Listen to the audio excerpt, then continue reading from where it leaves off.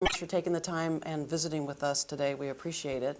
And a lot of people, what we're endeavoring to do on the program is to kind of debunk some of the myths that people might have about the folks that guide us, lead us, and are making news for us in the county. And so what we wanted to do today with you, Kathy, is to speak first about your career, then speak about the Board of Supervisors itself, and then speak about what it is that our viewers might be interested in getting involved in, volunteering for, providing you with information, that sort of thing. Great. So if you can kind of share with us how you got to this point in your life and time. I know you're a wife, I know you're a mother, I know you're a resident of the county, and I don't know how you got to become on the Board of Supervisors. Well, Maria, thank you for the invitation. It's great to be here, and I appreciate that you've launched this new program. I love this county, as all of us do who live here, and it's, I think, very good to have a program that focuses on people and things and places and activities in this county. So thank you. As you said, mother, that's my most important job, 20-year-old son, and wife, and I came through the public policy path back in Michigan. Actually, I started. I worked for the mayor's office in Detroit, Michigan, way back when, and then I moved to California dreamin', had always thought I wanted to live in California, and actually made the move, and went to work for a city councilwoman in Los Angeles. And I worked with her for 7 years. And then my husband and I bought a franchise small business, a pest control business. We moved up here to the county in 1988, and I helped launch that business with him for 3 years. So I have signed both sides of the check, as they say. And in 1990, the incumbent supervisor, Maggie Erickson, appointed me to a commission for women, Ventura County. And then an opening came up on her staff, and she and I talked, and I said, you know, I've always loved doing the work of public policy and research and issues and community public service. So I went to work for her in 1991. And then in 96, she announced that she was not going to run for re-election, and I threw my hat in the ring. Now, how ordinary is that a staffer would go from staffer behind the scenes to in front, like from the support of and then actually on the ballot? That seems fairly remarkable to me. Yeah, it's not ordinary. It's probably the exception, but it has been done certainly well before me and since then. So, and I think there's great value in that, because if a staff person is willing to become now in the fishbowl and become that a public of a person, because they do the work of understanding what the public policy challenges are and deciding where development should take place and what are the issues that businesses face with regulations and enforcement issues. So they, as I said in that first campaign, I hit the ground running, because of the years of experience I had in working on public policy issues. Now, we've talked with, we've had Sheriff-elect Jeff Dean as a guest in our studio, and we talked a little bit about his campaign, because as you know, that was the first contested race for sheriff in 32 years in the county. What is it like, and what does it mean to run a campaign for the County Board of Supervisors? What kind of legislation are you under? What kind of constraints in terms of donors and the amount that they can give? And well, there are 5 board members, so we run by district, and my district is the 3rd district, which is Camarillo's my home, Port Hueneme, Santa Clara Valley, Fillmore, Santa Paula, Piru, and Channel Islands University. So it's a broad district. You are required, and we have a campaign ordinance that I co-authored a few years back, that sets limitations on what you can raise per individual. Per candidate? Every candidate has basically a limit that you agree to as far as expending funds, and a limit per individual that you can raise under this ordinance. Does that preclude personal donations to one's own campaign? like personal? No, does not. You can loan yourself as much as you want. Okay, but No, you can no. only raise a certain amount. Yeah, you can raise, you can only expend, if you agree to an expenditure limit, a certain amount. And for the board seats, this cycle around, now for the county sheriff, it was a county-wide race, so I think it was 550,000 that Jeff could have raised. For the board, it's less than that because you're district, so I think it's now at about 165 for expenditures. And the districts are based obviously on geography, but are they based upon you can represent a district because that's where you live, or that's where you have an office, or? Oh, you must live there. Okay. You must have a Your residence residence there, has to right. be in the district. And we have to abide by all the federal FPPC rules for filing, reporting, contributions that are both cash, check, in kind. I mean, it's a very detailed reporting, and we also put that online. So any resident can go online, look in the elections division, look at candidate filings, and look to see who raised what and where the funds came from, which is how it should be. Now, in your first election, when you ran in 1991? 96. Okay, 91 is when you started working. Right. In 1996, was there a limit then? No. Oh, wow. No. So that meant that the sky was the limit and Well, pretty much. wow. Which is why we set an ordinance in place, because we were seeing a creeping up of both raising of funds and expenditures in campaigns. And in fact, the first significant race that really tipped the balance, I think, was in Thousand Oaks, and it was Supervisor Park's first race, where she had a candidate who raised, I believe, $550,000 plus. Her opponent? Her opponent did. Okay. So I felt then that the public really does want campaign finance reform, where they feel that a candidate is not being bought and sold by any one group or groups or individuals. And you can do that a variety of ways, certainly by transparency of the election process and the fundraising process, but also by putting some caps on expenditures. And now you keep qualifying between raising and expenditures. So you can say that folks can raise however much they want. It's just how much you can spend that's the issue. Correct. Okay. And is that ever an issue? In other words, if you raise more than you can spend, then you give it back to the donors, or you hold it for your next campaign? For our ordinance, you can carry over $20,000. So not much? Right. Okay. Not much. So as a green behind the ears candidate, now you had been behind the scenes, what was that like for you, the challenge of, instead of you being the prop behind the person, if you will, now you are the person? Well, the challenge, of course, is casting that vote on sometimes very difficult issues. And interesting in all the research and behind the scenes work that I would do, when it came sometimes to make votes, it's tough, because you sometimes may have your own personal policy, personal feeling about something, but you know that the public policy greater good is in another direction. So it has its moments. Now, when we get back, we're going to take a brief break shortly. Would like to speak with you about your early days of being on the Board of Supervisors. Okay. Some of the changes that you've seen, because you have almost a 2-decade, 15 years, right? Almost 14. 14 Right. years. 14. And we're going to go into the cycles, and then I'd like to empower and inspire others who are watching to think, well, Kathy, look at you. You came through the ranks and you did that, and now we know who you are. And now not only are you on the Board of Supervisors, you're the chair of the Board of Supervisors. So I think that your story is an inspirational one to everybody else. You're watching KDTV.com. I'm Maria Sanchez, your host of the Maria Sanchez Show. We have in studio our guest, Kathy Long, who's the chair of the County Board of Supervisors. We'll be right back.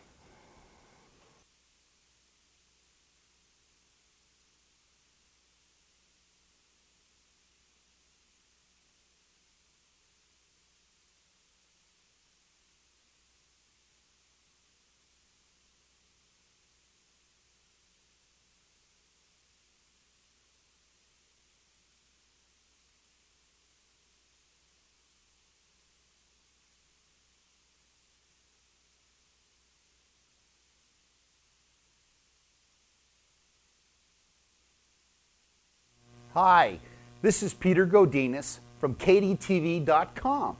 I'm here to announce a new show that we're all excited about here called Meet the Boss. Now this is about all your friends and neighbors who own businesses and being able to support them in their causes and helping them stay healthy. So save this program in your favorites, make sure you spread it out to your friends, and I'm looking forward to seeing you all here in Ventura County.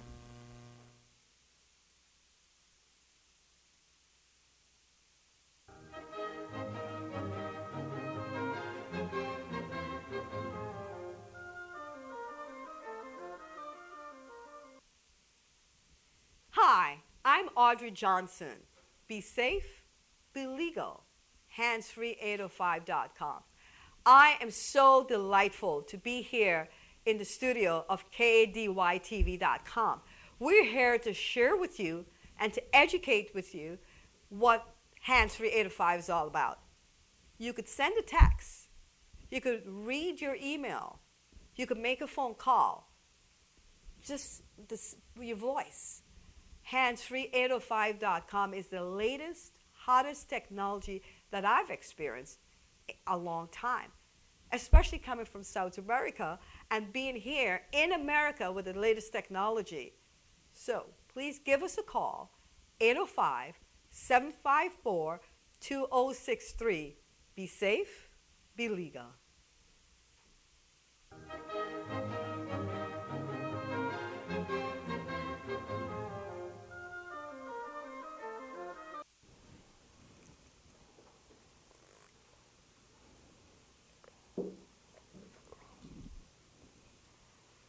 Hi, welcome back to the Maria Sanchez Show on KDTV.com. Thank you again so much for joining us. In studio, we're pleased to have Kathy Long, who is the chair of the County Board of Supervisors. Kathy, last segment was explaining about how it is that she became the Board of Supervisors, being elected in 1996. And here we are in 2010, so that's quite the legacy thus far. And I'm curious, Kathy, we were going to speak a little bit about what does it mean to be on the Board of Supervisors, because there's city council, and then there's mayors, which rotate through the council, and then the county board of supervisors. There's 5 of you, and I'm sure that must mean so that you don't get deadlocked, that there's always a majority on votes. And then how long is a term when you run and are elected for a supervisor? Well, up until 2 years ago, we didn't have term limits. We do now. They were voted in, and they are now set at 12 years or 3 terms. And when the vote took place, it was prospective. So I could continue on for 12 years. Mm-hmm. So it didn't grandfather back? No, right. it didn't. And why did that come about, do you know? Well, it was a campaign platform for Supervisor Peter Foy when he ran to put in term limits. And when he brought it forward to the board voted to let the voters decide if that's what they want at the local level. And the voters did decide that. And so that means that the term is 4 years? 3. 3 years? Yeah, because they're 4-year terms, 12-year total. Right, 4 years per term. Okay, Right. I was doing the Right. math. 12 Yeah, years. I understand. 3. Okay. So in the 4 years, you meet every Tuesday? Every Tuesday. And you've got a hiatus towards the end of the summer in general? Yes, we do actually right now. We won't have a board meeting now until the second week of September. And the cities do the same thing, and it's a time for people to take vacations and, as I do in my office, clean out files and kind of rethink the remaining 6 months of the year and things I'm working on. So, you know, the board's responsibility, different from cities and city mayors. We are an arm of the state. There are 58 counties, and our responsibilities are health, welfare, public safety. And we oversee the public policies related to delivering those services for the health care, public health, emergency response. The welfare side of it is that CalWorks program to get people employed and training, and of course public safety encompasses everything that the sheriff, the district attorney, the public defender, the emergency response, fire. So it's, now, does the Board of Supervisors have a budget? yes, we do. And so, and does that change every so often, every year? No, it's in with we do our budgets yearly. We have traditionally completed them in the month of June. We hold public hearings on the budget. The CEO prepares it, brings it forward to the board, and we actually start working on it in February all the way through May. The challenge, of course, with the budget is because we are tied to the state.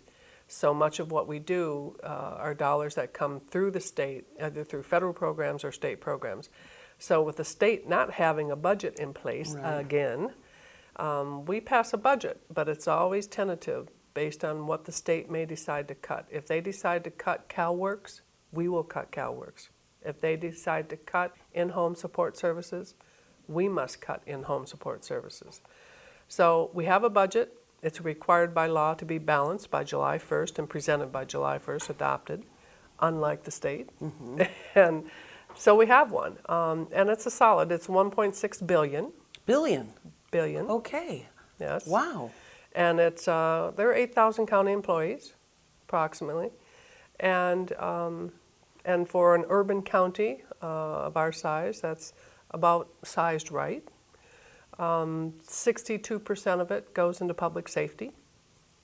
The remainder of it goes into those other services for healthcare and employment and welfare and social service assistance for child protective services, adult protective services, behavioral health, variety of things. Now, that is kind of business as usual. What happens when there's issues that affect our county? And I'm going to give you a specific example. Is when we were talking about they were going to put a jail or a prison or a penitentiary in the county, or considering it as a site, in Camarillo, I think it was. Oh, the prison hospital that was proposed on Wright Road, right. So that obviously is an extraordinary event that you wouldn't know to plan for or to budget for or to even know that it was going to come down the pike. Is that something that the Board of Supervisors handles, or is that left to the city where the destination was determined as a candidate? Well, actually that site was in unincorporated area, so it's in the county, so although right within the sphere of influence for the city of Camarillo. So we had a full hands-on engagement with a battle over that, and it was a surprise proposal that came from the state and their issues related to prison overcrowding. And the site was a prime candidate because it already has the infrastructure in place that would have required some additional expansion, but the impacts to us, as we identified with the state, would have been severe to law enforcement, to our nurses, to our physician community, to the district attorney.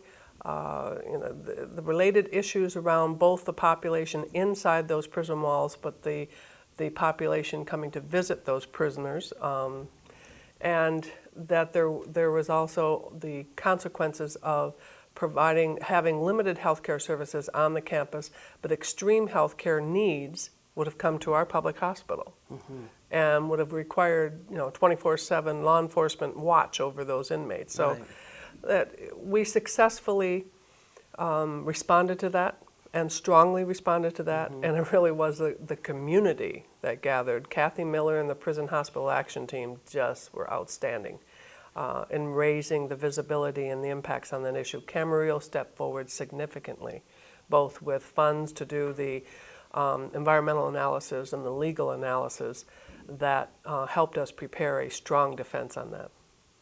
And so in addition to business as usual, then you had this on your plate as well. And the impact potential was extraordinary. So, I mean, then you have to kind of put other things onto back burners, or you just work more hours? You just juggle. We don't know it's anything like the about base that. closure in 2005 you're familiar with, Maria. I mean, that was the same response that was needed, community-wide response needed. Business as usual in the cities and everywhere else continued, but we had to coalesce around that issue, build the case, frame it well enough, and then lobby it and work it. So. And then us having the unique Ventura County, I always refer to as Mayberry. We've got, Ah. you know, we're so. I mean, I bumped into you a week ago when I was visiting with the, you know, another, and it's like, I think that's what we love about the county is that we have all these riches, and yet it's really about people and relationships. But we've got the coast, we've got 2 bases, we've got an amazing agriculture infrastructure, and then yes, of course, we've got government and citizens and people and all that sort of thing. So it seems that we're somewhat unique, I would imagine, because a lot of the coast can be not as populated as ours is. We have density here too. So we're not just a beach community, we're more than that. And then of course you have the grade that divides the county with the East County and the West County. We are listed as an urban county in the structure of the State Association of Counties that I serve on and work with. We are the 11th largest agricultural county in the state. So yeah, it is. We are very much an urban county, but that balance of the rural with our agricultural and the all the other businesses that spin off ag, keep a nice balance for us. We love it. I would say. We're going to take another quick break and then get into the specifics if you want to solicit our viewers in terms of involvement and civic, or either volunteer or inspire them to put their hat in the ring too. But do you have contact information that you'd like to share? Absolutely. The county has a excellent website that talks about doing business with the county, what services we offer, and certainly direct links to every board member. I have a web page, but I can be reached at kathy.long@ventura.org, and the office number is the area code 805-654-2276. And we will be right back. You're watching the Maria Sanchez Show on KDTV.com. Thank you so much for watching.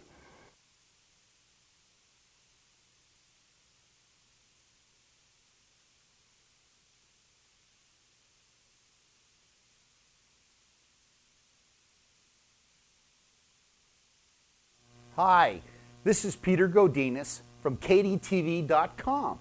I'm here to announce a new show that we're all excited about here called Meet the Boss.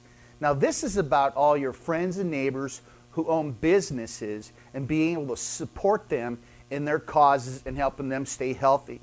So save this program in your favorites, make sure you spread it out to your friends, and I'm looking forward to seeing you all here in Ventura County.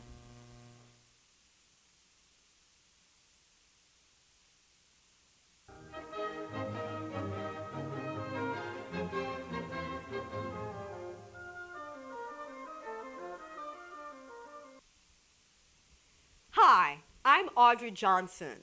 Be safe, be legal. Handsfree805.com. I am so delightful to be here in the studio of KADYTV.com. We're here to share with you and to educate with you what Handsfree805 is all about. You could send a text. You could read your email. You could make a phone call. Just your voice. Handsfree805.com is the latest, hottest technology that I've experienced a long time, especially coming from South America and being here in America with the latest technology. So please give us a call, 805-754-2063. Be safe, be legal.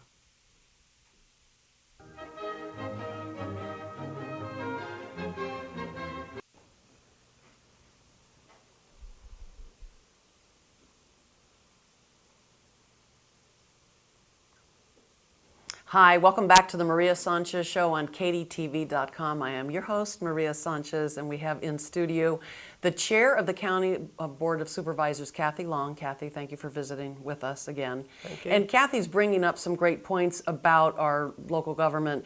And if our viewers, there's an avenue that you'd like us to explore, we're happy to do that because we're here for you. We're responding to the needs of our community.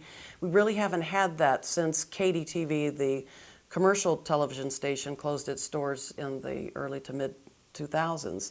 And that's what we're endeavoring to do, is to be responsive to the needs of the community, to inspire, to probably highlight more good news than bad if possible, because the bleed and lead thing, you can get that anywhere at any time, and we really just want to be there for the needs. I had mentioned to you off camera when the Dallas Cowboys landed at Naval Base Ventura County. We were there, and they brought us right to the hangar where the American Airlines jet landed. We were able to interview Captain McHugh. There were 5 media outlets there, 4 of them from Texas, and then us. So Los Angeles didn't cover it, Santa Barbara didn't cover it, but we were able to cover it. Great. And that's what we're looking to do, become, enmeshed in the fabric of the county in that regard. Yeah. So to have you here today and to kind of debunk some of the myths that people might have had about the County Board of Supervisors has been very valuable. And then also now, if we can speak to, you've mentioned that people can get involved, like you were a staffer for a former Board of Supervisors. Do you have those opportunities for John Q. Public? Oh, absolutely. All of the board members have appointments that they make, and typically they'll make appointments at the start of their term or as vacancies become available. And as I mentioned, when I first was introduced to Maggie Erickson, the incumbent supervisor, it was through an appointment she made that I served on the Ventura County Commission for Women. And that commission still is represented by 15 women, 3 appointed from each board district, and they meet once a month and they work on issues important to women countywide. We have well over 60 appointments that we make and I make as a board member to different committees and commissions that serve on issues that are important to all of us and really bring the community in to be engaged. If you have an interest in what are we doing with substance abuse and alcohol and drug, there's an alcohol and drug advisory committee. There's a mental health advisory board, the Commission for Women, there's the Planning Commission, which is a strong commission in that they are typically the first public board that hears a proposed development before it may or may not go to the Board of Supervisors. That appointment's made by each board member. There's Aviation Advisory. If you're interested, we have 2 airports in this county, and they're valuable airports to us. Oxnard is a commercial airport, and Camarillo's General Aviation. We have a Citizens Public Advisory Board for those airports, and I make appointments to that body. I have some that are specific to my district, like the Piru Neighborhood Council, the Piru Cemetery District, the Bardsdale Cemetery District, but then most of them are countywide interest. So there's lots of opportunity, and again, if you go into any of your board member, if you live in Simi Valley and you go into Supervisor Foy's webpage, you'll see what appointments he has available, open, or give him a call. Every board member has that and welcomes that opportunity. We have an Ag Advisory Board to work with us on agricultural issues. So, and those are appointed and the term lasts as long as yours does, or they vary. Okay. They vary. Some have coincide with the term. Some don't. Like the Civil Service Commission, which oversees and is set by law to oversee complaints and appeals related to labor relations in the county. Those appointments, once appointments made, it serves a set period of time whether or not the supervisor's in the seat. And that's so it has a hands-off right. Representation, and rightfully so. So some are, depends. And I would assume that the different commissions ask for a different time commitment. Yes, and they do. Are they compensated? No, they are not compensated. Most are not compensated. The Civil Service Commission, I believe they certainly pay for any travel time, but most are not. Most are volunteer. Mm-hmm. They're citizens, committees and commissions.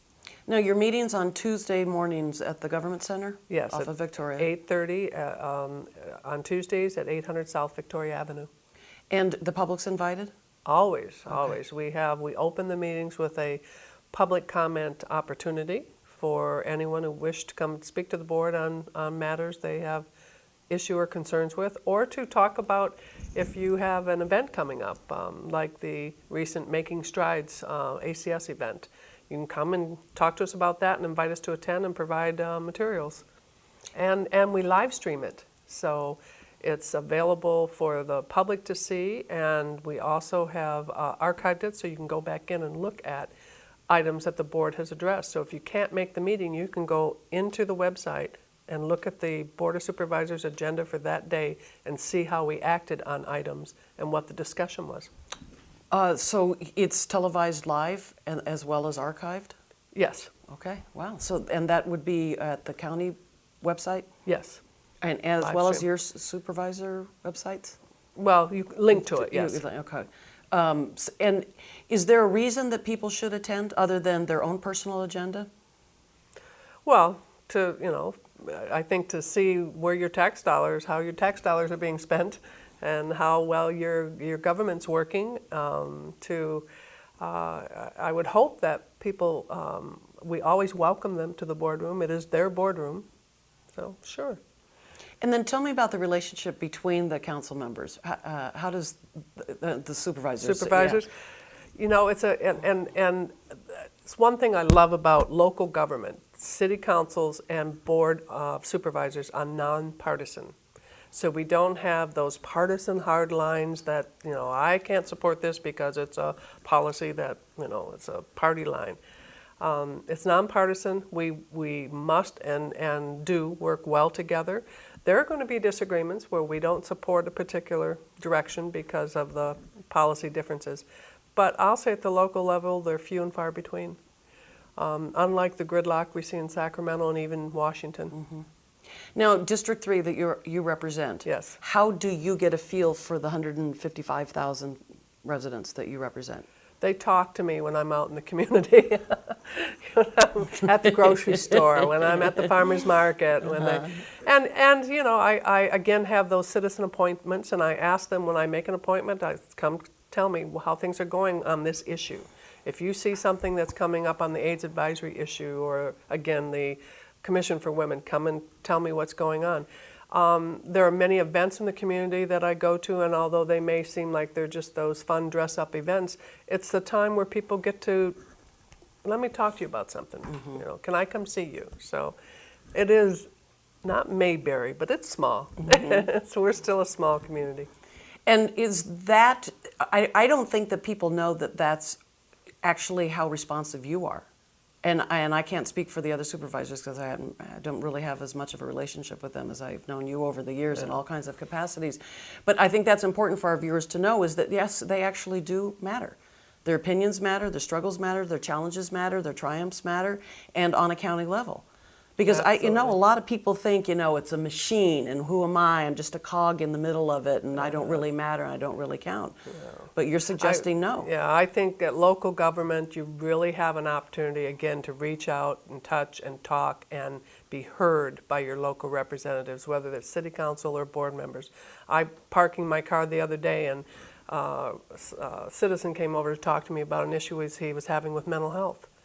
He knew my face, didn't know me, but knew my face, and aren't you the supervisor? And I need to tell you about this. And, that's how you, I think people feel they can be heard, and you work on the issues.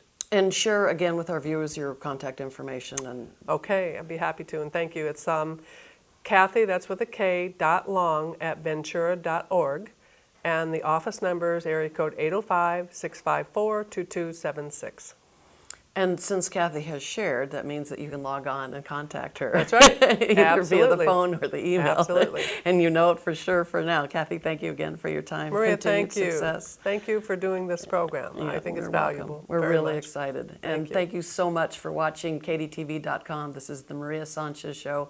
I'm your host, Maria Sanchez, and have a great day. We appreciate your eyes.